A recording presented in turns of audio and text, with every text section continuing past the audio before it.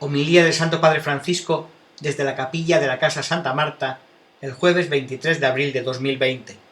Lectura dramatizada.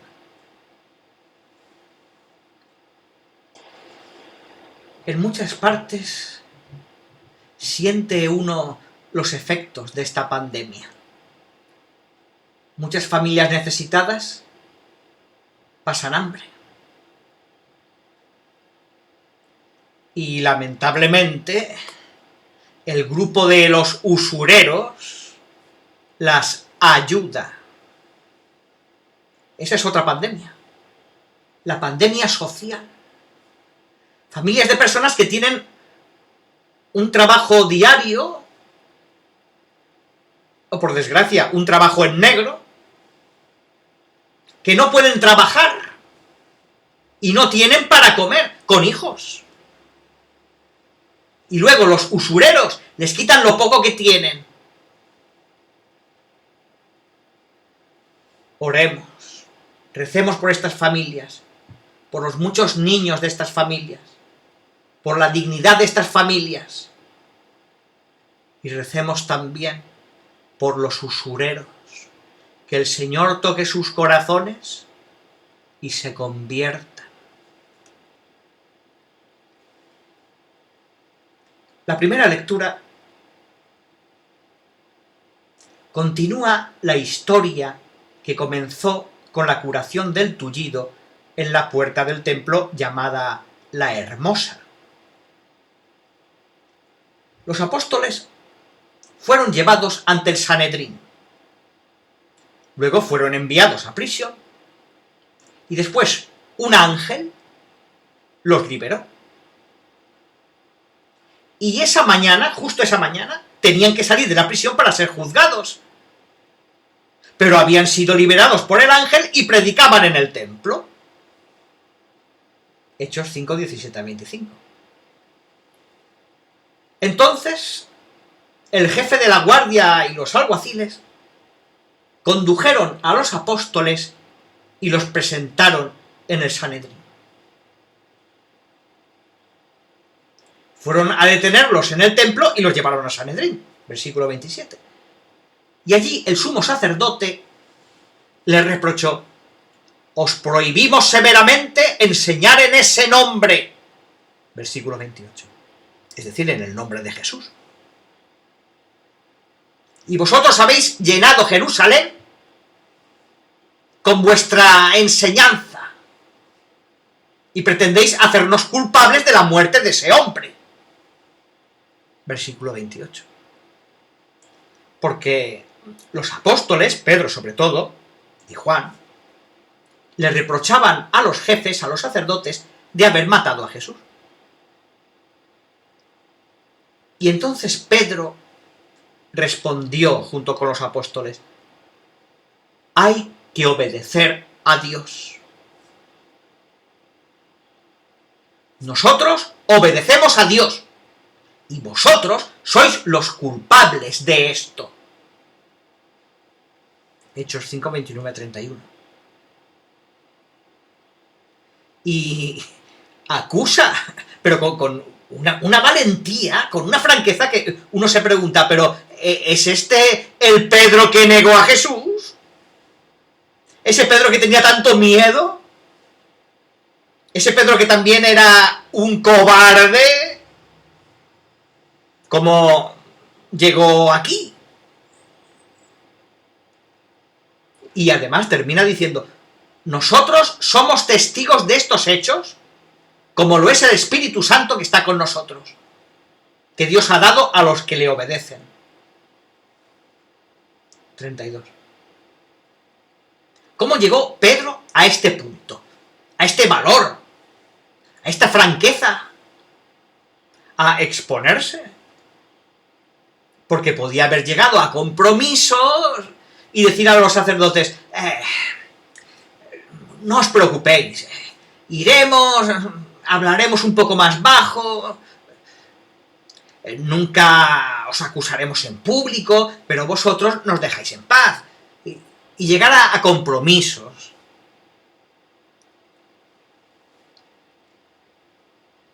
En la historia La Iglesia ha tenido que hacer esto muchas veces para salvar al pueblo de Dios.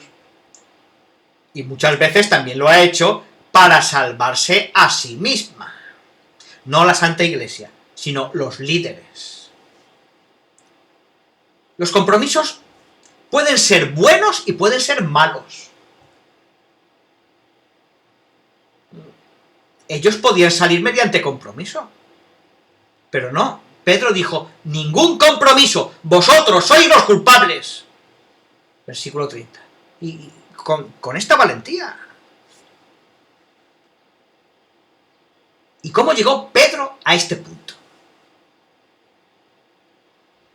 Porque era un hombre entusiasta, un hombre que amaba con fuerza, también un hombre temeroso, un hombre que estaba abierto a Dios, hasta el punto de que Dios le revela que Jesús es el Cristo, el Hijo de Dios.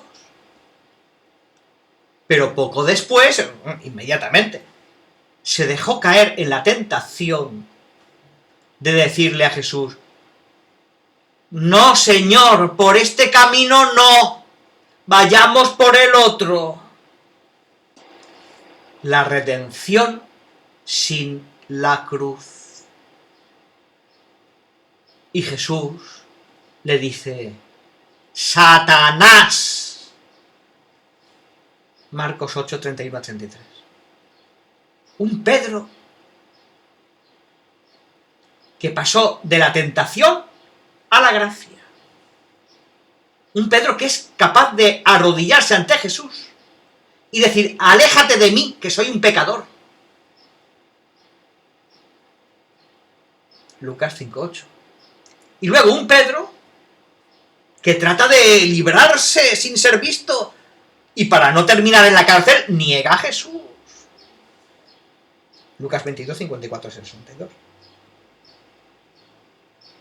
Es un Pedro inestable, porque era muy generoso y también muy débil. ¿Cuál es el secreto? ¿Qué fuerza tuvo Pedro para llegar aquí? Hay un versículo que nos ayudará a entender esto. Antes de la pasión, Jesús dijo a los apóstoles, Satanás os ha reclamado para cribaros como trigo.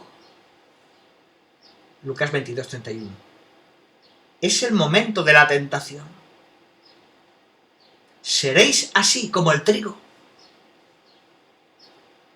Y a Pedro le dijo, yo he rogado por ti para que tu fe no desfallezca. Versículo 32. Este es el secreto de Pedro. La oración de Jesús. Jesús reza por Pedro para que su fe no desfallezca y pueda, dice Jesús, confirmar a sus hermanos en la fe. Jesús reza por Pedro. Y lo que Jesús hizo con Pedro, lo hace con todos nosotros. Jesús reza por nosotros, rezan del Padre. Estamos acostumbrados a rezar a Jesús para que nos dé esta gracia, esa otra gracia, para que nos ayude. Pero no estamos acostumbrados a contemplar a Jesús que hace ver sus llagas al Padre. Jesús el intercesor. Jesús que reza por nosotros. Y Pedro fue capaz de hacer todo este camino, pasar de ser cobarde a ser valiente, con el don del Espíritu Santo, gracias a la oración de Jesús. Pensemos un poco en esto. Dirijámonos a Jesús, agradeciéndole que rece por nosotros. Por cada uno de nosotros, Jesús reza. Jesús es el intercesor. Jesús quiso llevar consigo sus heridas para mostrárselas al Padre. Es el precio de nuestra salvación. Debemos tener más confianza. Más que en nuestras oraciones, en la oración de Jesús. Señor, reza por mí. Pero yo soy Dios, yo puedo darte... Sí, pero reza por mí porque tú eres el intercesor.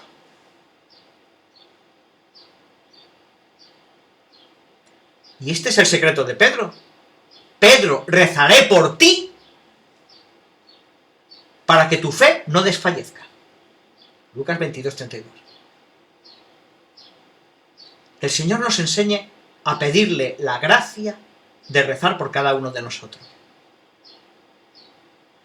Las personas que no pueden recibir la comunión hacen ahora la comunión espiritual. A tus pies me postro, oh Jesús mío, y te ofrezco el arrepentimiento de mi corazón contrito, que se hunde en la nada ante tu santa presencia. Te adoro en el sacramento de tu amor, la inefable Eucaristía, y deseo recibirte en la pobre morada que te ofrece mi alma. Esperando la dicha de la comunión sacramental, quiero poseerte en espíritu. Ven a mí, puesto que yo vengo a ti, oh mi Jesús, y que tu amor inflame todo mi ser en la vida y en la muerte. Creo en ti, espero en ti, te amo.